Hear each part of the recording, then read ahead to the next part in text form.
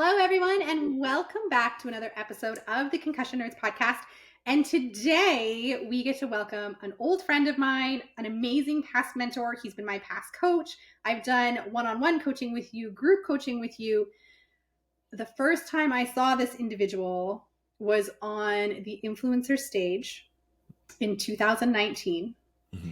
And sometimes there is just a message that somebody shares that gets into your soul, that braids in and holds on, and you just know you have to connect and reach out. And that was this person.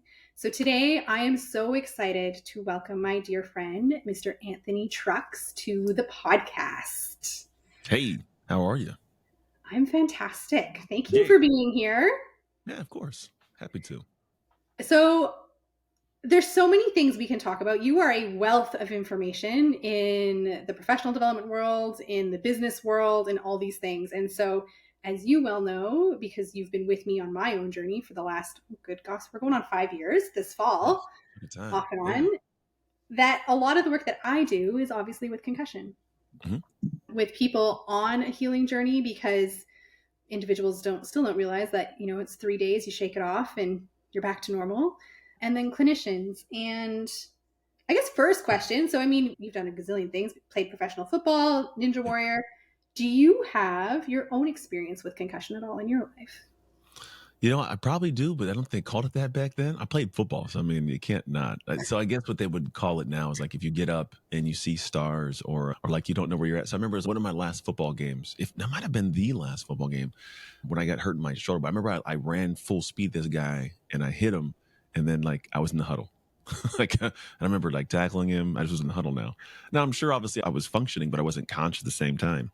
And I'm the guy who calls the plays. What are we doing? I'm like, I don't know. How do we get here? So I've had my fair share of, and you definitely see stars, but I think there had been one time when I had the concussion protocol back in college, but they were we're not going to put this anywhere because we don't need the NFL looking at that for you. So they protected it in a sense. But there's a couple times they're hey, let's do that ride a bike puke test. If you ride the bike and you throw up, you can't play football. I'm sorry. Did you just say ride a bike puke test? Yeah, that's what we called it. Yeah. I don't know what they call it. It's probably a special test they call it. It was a ride a bike. Yeah. I don't know. What's it called? What's it actually called now that I'm thinking about it? So, now it has a name called the Buffalo Concussion Bike Test or Buffalo Concussion Treadmill Test, except that we don't push you till you puke anymore. We stop before that happens. That for sure was let's see if we can get you riding this bike. And if you throw up, you can't play football. All right. So you're just riding the bike. And then, so I did. That was my experience with it. And it didn't shut me down or anything. You get back out and you play because, you have this reckless abandonment you play with, which I think was what helped with Ninja Warrior because you just don't. It's weird. I care about my body, but in those settings, I learned not to. I just play free. And so, you definitely have had my experience with it. And then I've also worked with clients that have concussion. I have one now. She's in Norway. And there's she wants to be a speaker, we help with that. But there's sometimes she actually cannot talk, can't speak, and then she can whisper. And then she has her full voice back, and then sometimes so it's man, you definitely see the journey. And my empathetic heart feels that. Man, imagine being locked in almost. I can definitely understand the difficulty with it all. And she, because I know who you're talking about, because she's been in some of my programs before too. She is an amazing human, and so I love that she's doing your Speak to Freedom program. Yeah, I love it. So I want to talk about a topic that you have touched on many times, but you do it in such a way that people can relate to, I think. And that's the topic of identity. And I bring this up because when you are someone who has that concussion that doesn't heal in that 2-3 first month, let's say, one of the things that people grapple with is this concept of identity. And I say that in the sense that I think so many of us, think about when we introduce ourselves to people, oh, who are you? What do you do? Oh, I'm Natasha. I'm a physical therapist. Well, I've just linked my identity to my profession. And so many people do that, right? Or they link their identities to they're a mother or their father or whatever they do. And what happens for people on this persistent journey is that gets rattled. Yeah. Because now they can't show up in those roles that they've identified with in the same way because of this injury. So I would love to dig in and hear from you when you talk about identity and talk about shifting that identity to what does that mean to you? And when you share this with someone, how do you start to have someone grasp this a bit more? Yeah. So the thing is, we'll get a little foundation. So I think your identity is who you are when you're not thinking about who you are. It's the natural habits, patterns, actions, responses, knee jerk things you do. That's just kind of how you function. And that's all built through experiences, like the things that you've gone through and whatever you've felt, your perspective on those experiences as well. They kind of create a sense of who you are. And then I think life has things happen, and they happen in one of two ways: either on demand, you choose it, or when crap hits the fan, you don't choose it, right? Mhm. And so for me, like my journey through like the kind of identity battle was many years of my life. I went through stuff. One of the biggest ones, which is a bigger crisis, I call it, was I'd been playing football and an injury, maybe no longer able to play football. So I had to come home and go, well, who is Anthony without being able to do this thing I've done for 13 years of my life that I've anchored myself to? And you go into a whirlwind. Like, it's just like, I don't know, like, do I have value to the world? Do people respect me? And am I appreciated? Am I accepted? And then like you can't do that thing. So you feel like, well, what can I do? And then you go back to square one as a beginner. And no one likes to be a beginner. Like we talk about it, like no one likes it. If you've been phenomenal at something, you have to go like, hey, I'm an amazing, I don't know, like, music label person. And then now I have to farm.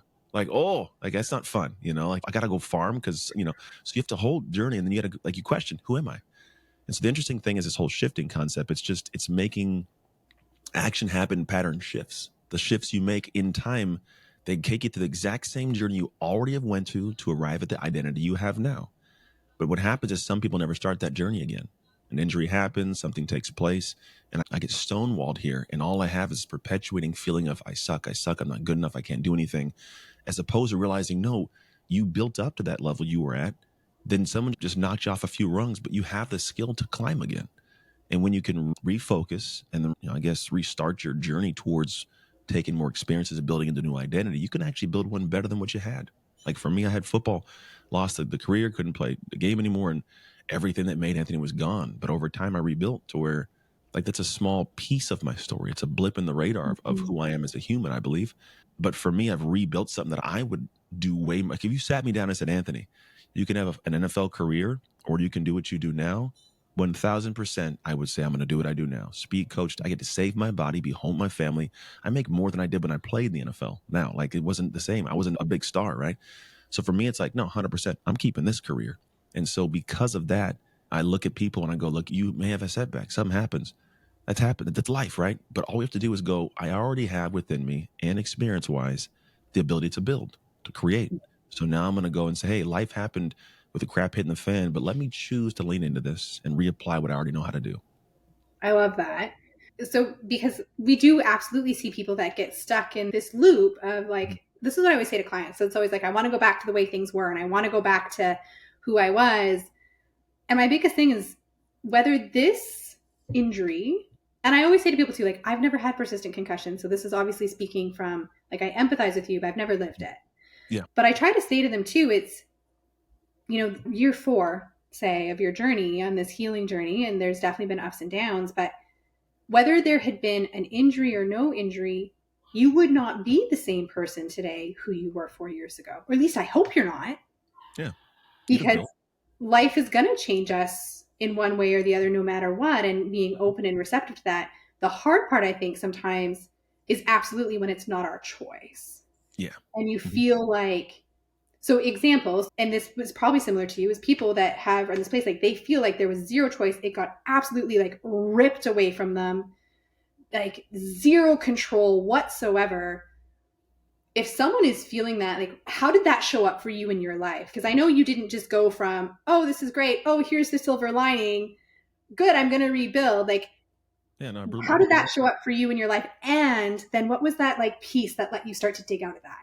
Yeah, yeah. No, I legitimately like blew my life up. Like everything went south. Like legitimately. Like I was like, I don't want to live here anymore on this planet Earth. It was not fun. Because it's not like this all of a sudden, like, okay, I lost my NFL career, highest level in the world. Let me go build something else. Can't wait. It's not how it works. And so for me, what at first is like a journey of it. One, you can't fast pace the journey. It's going to go at the pace it's supposed to. I'll say that. And usually there's a perspective that people haven't noticed. And it took me 3 years to figure it out. And gosh, if I'd have known this earlier, I think it would have shortcut a lot of my pain.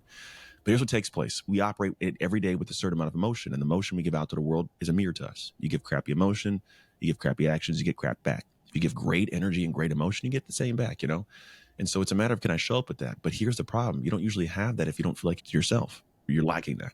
And what I had was this perspective of football was the fruit of my labor. worked and lifted and built all this stuff to have the fruit of my labor. Someone could have a business, could have a marriage, I could have all these things, right? Health. And then what happens is that fruit falls off the tree. And then you go, man, and like a piece of fruit, it can hang for a little bit, right? You're not completely, just because the thing's gone doesn't mean like all of a sudden, like you're like, oh, I hate myself. Like it hangs for a little bit. And an actual piece of fruit can be picked up by the farmer, taken to the store, it can sit in your counter for a little bit and then eventually rots, right? So the little window of time is still good and it's ripe and it's fresh and it's good. But at some point it rots and you feel that way. Eventually it sets in, you go, man, I suck at this. I can't do this. I'm not the guy. And then all of a sudden you start just living in that funky place. And so the energy sucks. The energy you give out sucks. Life sucks, right? And then I had this perspective that was actually, I randomly said this in a podcast at one point and it made it into my book. But I go, what I never realized was a fruit comes off of something. A fruit is a part of a tree, right? And the tree that has great nutrients and great soil, great sunlight, it creates beautiful, sweet, abundant fruit. And I go, you know what? We've never been the fruit. We've always been the tree. The tree is what created that career of football. Like me, the tree created this football, created my marriage, created, right? So I go, all I did was I focused so much on that one piece of fruit that this happened. I looked at football and I go, football's gone. All right. I lost sight of the tree. I didn't take care of it. So the fruit of my marriage fell apart. Fruit of my health fell apart. Fruit of the business fell apart. So all these fruits were dying, not because it couldn't be taken care of, but because I wasn't focusing on the tree anymore. I was focused on this one piece of fruit and lost sight of it. So when I turned back around and said, let me take care of this tree, put it in better environments, better soil, give it better nutrients, books, reading, outside resources, coaches, mentors, podcasts, right? You start feeling what happens is you create sweeter, more abundant fruit. So that's where I say the game of football was a piece of fruit, but I have a beautiful branch full of this amazing fruit now of my marriage and a career that I love and my health and the way I can give back. And so, but that's because I took care of the tree. So those who are going, I was thrust into this. I had no control. It just happened. I get it. And this isn't going to happen overnight, but eventually if you can just plant the seed of the thought of, you know what? I don't want to lose sight of taking care of the tree. You'll find that if you give back to the tree of you, you'll create something actually sweeter, something better than what you have. You can't see it yet because it hasn't been built, because all we know typically is we have a connection what we lost. We rarely have a connection what we stand to gain. But if you can just give yourself a little bit of grace, have a little bit of faith, and go, look, I built that. I didn't know that was there in the first place, but I built that. I can do it again. You will, in fact, do it again. I love that. And if you came and talked to a group, we talked about the roots and the fruits, and that was such a pivotal, like such a big. I think someone drew a picture for you, and I like sent it to you because they'd shared Yeah, it. yeah. I get people doing cool stuff like all the time. It's pretty awesome. I mean, they're It's better great. than me, so that's good. I can talk about it, but I don't draw it. And I think too, like I love the idea of the tree. So I don't know if I did it on a podcast or I did it in one of my coaching calls, but Mm, we talked about coming back to our foundational pillars is what I talked about, right? And I talked about in terms of like our habits and our sleep and our environment and our community and our movement and our nutrition and all these pieces. Because I think sometimes too, when we get stuck in that whirlwind of like what's been ripped away and we feel like we're spiraling, we don't have control, we need to come back to something that we do have control over. We have control over ourselves, yeah. right? And we have control Mm, over how we choose to show up and the actions that we take. And again, not saying it's easy in any no, way, shape, or form. ever. No. But it also, and I'm sorry to cut you off, but like I just thought, it's like Yeah, it's no, no. also it wasn't easy to get where we got now. What we Yeah, lost, we have pride and appreciation for because it was hard. So the hard's yeah, a good part of it. absolutely. And we've both talked about our stories before too. And it's no one wishes the things that we've gone through on people. No one ever wishes that. But No, again, it gave us skills and it gave us mhm, character and it gave us new depth and it gave us the ability to be where we are today. yeah, And so I love that you're like, you've done it once, like you can get there and it's going to look different oh, it because you're has. a different person. But that's a beautiful way to do it. I always say to people too, I think that we need to go through this period of like grieving who we were and being able to kind of let that go and have acceptance for the current situation. Mhm, Not meaning, to me, acceptance isn't, I'm accepting this and this is how it's going to be. That's not what I mean by acceptance.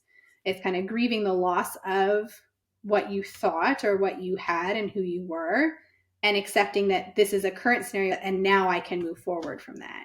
What are mhm. your thoughts on that? Yeah, I mean, whenever you have something you've lost, there's a period of the feeling of losing it, right? That's the grief you'll have with it. There's the kind of letting it settle in, and that's where I say you can't rush that stuff. Like you have to mourn it, whether it's a relationship, whether it's the business, something like when something's gone that you appreciate it, you have to actually have that moment in time to pause. But I mean, there's no perfect way to mourn something. You have to grieve these things. But at some point in time, you do settle into this beautiful appreciation, understanding that is part of life, right? If we have this great appreciation for the great, we have to understand that it's only great because of the juxtaposition of the not so great. And so, as much as you may not like it, you have to have some reverence to it, like understand what it is, have the depth of what it is, and realize this is a life, right? A life well lived is one with a framing and perspective like that. Because if you can see that for what it is and go, it's okay, I feel this and it hurts and I want to cry about this, right? Whatever it is, but then go, but I can't stay here, right? Life is emotion that I can't stay here. And realizing that moving on isn't something you should guilt yourself about. Like you shouldn't feel bad that you're moving to this next thing. You shouldn't sit there and question, should I? Because this is the moment life has given me. It's given me all these great things, right? If I have great appreciation for these great things, I have to appreciate these not so great things. So how do I stay in the middle of this and keep moving towards more great things? Because I think that's life. It's life in motion. So yes, there is a grieving. There is a mourning of it. It does suck to lose it all. And at some point in time, you start to have this sense, which you alluded to in the very beginning, is like, I don't like that these things happen, but I have an appreciation for them.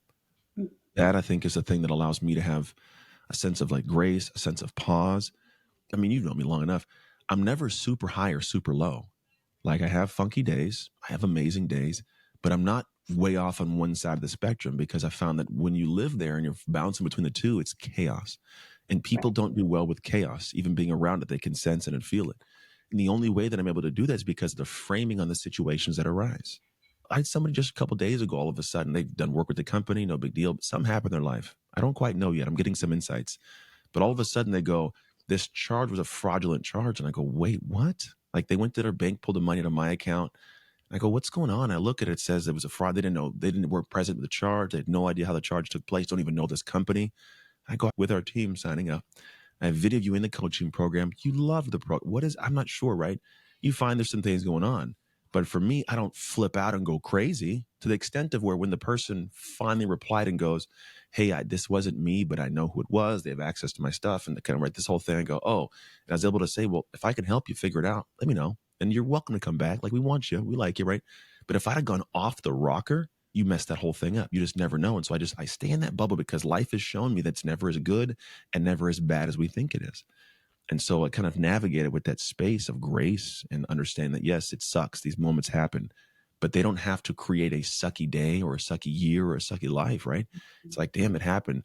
How do I positively move forward from it? When that's the framing on it, you actually somehow magically find a more positive footing at the end. I love that. For those that are listening to this and they're like, okay, I hear this, like I hear what you're saying, but I am stuck. Like we talk Mhm. about life is we need to be in movement and we need to be in action, and Yeah, action builds momentum and helps us it keep does. going. Yep. But if someone's like, I've lost who I was and I hear what you're saying, and I'm like, but I don't know where to start. Yeah. What would you say to that person? Well, two things. One is the words we choose to use, we will live our lives in a way to make them right, right? Whatever we choose to speak out loud, like, I don't know what to do. You will not find out what to do. I'm not good at that. You won't be good at that. You'll find ways to create either a lack of action, right, through inaction, or an excuse. You can go, see, told you. So first, remove those parts of your language. Just it'll make more sense as you get into it. And then the other part of it is to go, hey, if I need to do the next thing, which is, I believe, action and suffering. There's a guy named Dan Nitro that told me this whole thing. I was like, that's great because there's an action, a set of actions that will end the suffering I'm experiencing. It may not be the first action. It may not be the first 50 actions, right? But there will be an action. And the idea is if you can lean into that mentality, it's like, all right, I need to do something. And you say, what do I do first? The thing that your gut tells you to do that makes your butt pucker. That's scary. You're like, whoa, I don't want to do that, right? And dead serious. It's the one people go, I want to do that. It's always that one. That Yeah, is not the body feeling I tend to like lean into. get Noted, it. bro. Yeah, yeah, Noted. get it. I mean, we get it though, right? So I found that that's a good one I can use that people get. It's just vulgar enough to be okay. Like I was on stage a couple days ago in front of 200 something people in Dominican Republic and said that, and they loved it because it's like HR can't get in front and be mad at you for that because you're not saying anything. It's like your butt pucker, like, all right, we get it, But it does. It has like this visceral, like, oh yeah, you clench up. And the reality is like those moments are the ones you go, that's the thing that's important to me. You wouldn't have that feeling if it wasn't important to you, right? And so for me, that's always been this big, like, shining star of like, go in that direction. And you may not even 100% know why. It may be something somebody laid out for you and told you to do because you trust them and they're where you want to be, but go do it. Because here's the thing, the information you seek is on the other side of an action you don't want to take. That's where the Mm, true learning is. Most people go, I want to learn how to do this. And I go, that's yes, but really the thing I want to teach you, I can't speak the words to you. It'll be like a different language until you've done this. You go, oh, now I get it. Okay, right. And so when I'm trying to tell people to do things, usually the action or the direction they got to go that scares them, go do it. Because you find out more about yourself, a situation, something that you didn't realize was like a possibility is now. What you thought was great isn't, but it's going to happen in that direction.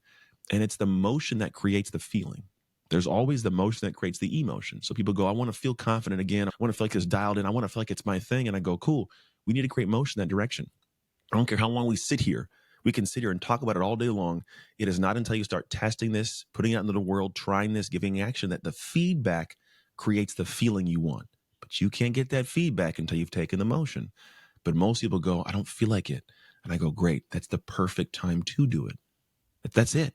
It's when you don't feel like it and you do that you get the most out of something. Because if we mhm. only did the hard thing because we felt like it, we'd never do hard things. But we do it because we know it needs to be done. It scares us.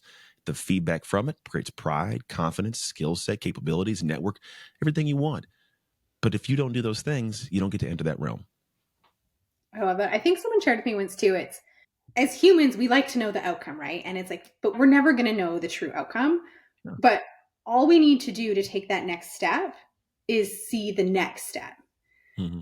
And if we can take that small step towards that one, then the next one will show up and the Mm-hmm. next one will show up. And having trust that you're not going to fall off a cliff. And if you do, you'll build your parachute as you go. But having trust that as you step into that place of discomfort, that the next path will show itself to you. Yeah. Like I remember when you were coaching me back at the beginning of when 2020 Mm-hmm. and we created that like the telehealth course I did and I was like, I don't really know what to do and you're like, just go. And I was like, well, can I do it for free? And you were like, no. No. Yeah. Yeah. And it was literally it was one foot in front of the other because I'd never done it before. I had Yeah. never created an online course before. I'd Neither never have done. I done a course. I never done what you done in the concussion world either. But I was like, but we're gonna move, aren't we? Yeah. Well, and it's like I didn't know what a funnel was at that point in Mhm. time. And I remember we sat like I set up my email sequence wrong, but I think it's key a couple of things. I had support, Mhm.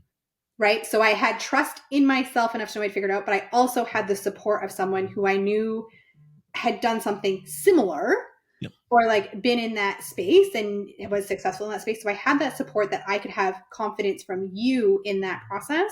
Mhm. And I was confident enough in myself that I'm like, I know what I'm doing. Like I know what I'm talking about. Mhm. This other piece is just new. So it's like one step in front of the other. And it Yeah. unveiled wonderfully, but we literally took it one step at a Yeah. time. Single idea. I think it was like 3 or 4 weeks of just slowly progressing, and then I remember we were on the We call busted that out in together. 5 days. Was that 5 days? We Oh, busted that out in you did five March. Yeah, days. that's right. I think we'd been working a little before that, but I do remember We being on had the call with you when you had the first, like, ding email, like, "Sold." You're like, "How'd you get the first sale?" I'm like, "Yeah, many more to come," and there was hundreds more, I think, or there something. was hundreds. That program ended up like training over 500 clinicians That's awesome. by the Yeah. time it was done. Like, Mhm. and again, I never would have been able to predict Yeah. that. Then changes your identity a little bit in a good way. It shifts it because now you realize what you're capable of. It gives you, from this hard thing you did, pride, confidence, self esteem to push to do more, to build even what you've built now, right? Those are Mhm. all stepping stones of leading into something you didn't know to do in the beginning, and it just revealed itself to you. Absolutely. And I love that. And it definitely has like built and shifted who I am as a human and all these little pieces Yeah. along the way to as well to like give me the confidence to share my voice now the way I do in the concussion space and really shifting towards creating this movement for change and all these Yeah. different things. And so thank you to you because I know I tell you this time, but like you were a piece of that Yeah. and like helping me Mhm. build who I am in this place today. Yeah, I love Um, doing it. It's a blast. I get to see people do cool things because I didn't have that when I was coming up. I just was a dude trying to figure. I mean, I had a Brennan and some guys in the back giving me insights, but it is, man. It's I've always had this mentality of like I'm gonna go figure it out, and if I crash and burn, cool. I know how to get back up. Personally, I may not tell everybody else to do that, right? But I can get up and. But the thing is, I have the ability. To, like I'm not so connected to these things, which I think is a good gift for many people to kind of learn to receive. Is mhm. you are not the thing you created. You are not the fruit. You're the tree, right? So if you just put the effort into daily stuff, like you'll find that even when something doesn't go right, it's like, well, all right, and you move to the next, and it doesn't take you down completely because it wasn't who you were overall.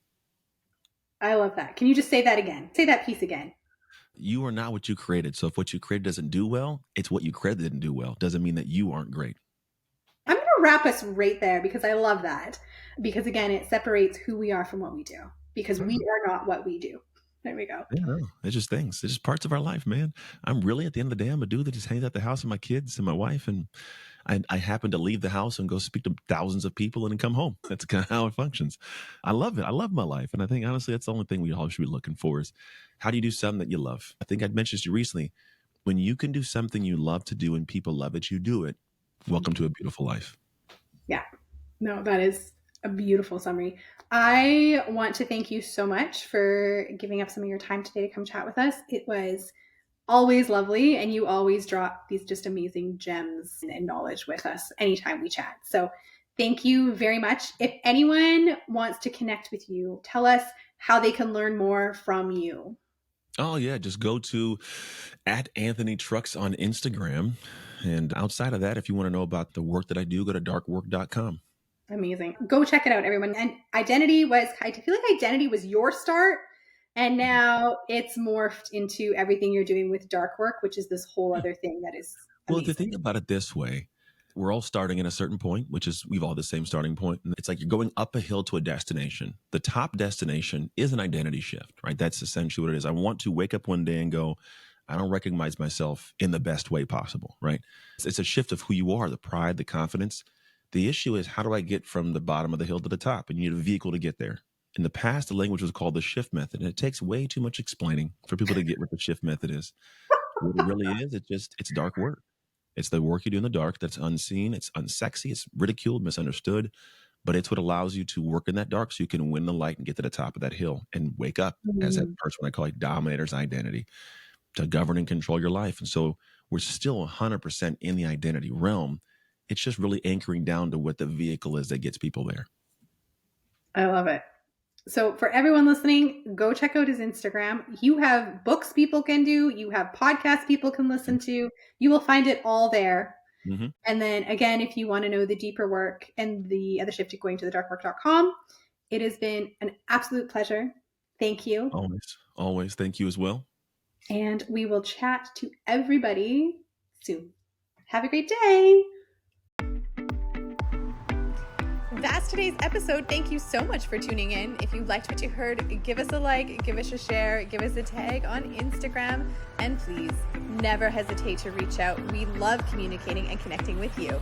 Until next week, my friends, have a marvelous day.